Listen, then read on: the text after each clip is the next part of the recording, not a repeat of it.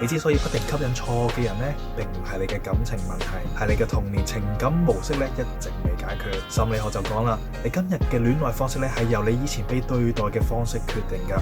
換句話嚟講，你中意邊類人呢？你怕邊類人呢？會愛到咩程度呢？全部都嚟自於你細個係點樣被愛、被忽略、被對待。通常咧有3個原因嘅。第一，你習慣追住愛而唔係被愛。如果你細個要好努力先得到關注，要乖要識做，要體貼先有人理你，你大個就會好自然吸引到一啲冷淡啦、疏離啦、忽冷忽熱嘅伴侶，因為你嘅內心話你知啦，愛係要追翻嚟㗎。第二，你以為不安就等於愛得深。如果你以前嘅家庭環境係情緒化、反覆唔穩定，你嘅大腦咧就會將不安錯當做愛，所以你就會遇到啦，永遠唔清楚佢想點，今日好地地，聽日又唔好，需要你嘅時候咧又推開你嘅人，你唔係吸引錯啊，只係你以為痛咧先係真啊。第三，你一直想修補某個人嘅影子，你以為中意對方，但其實你中意嘅係可唔可以補翻以前得唔到嘅愛，所以你會選擇類似嘅人，曾經忽略過你啊、控制你啊、冇耐性對你啊，或者情緒上對你唔穩定嘅人。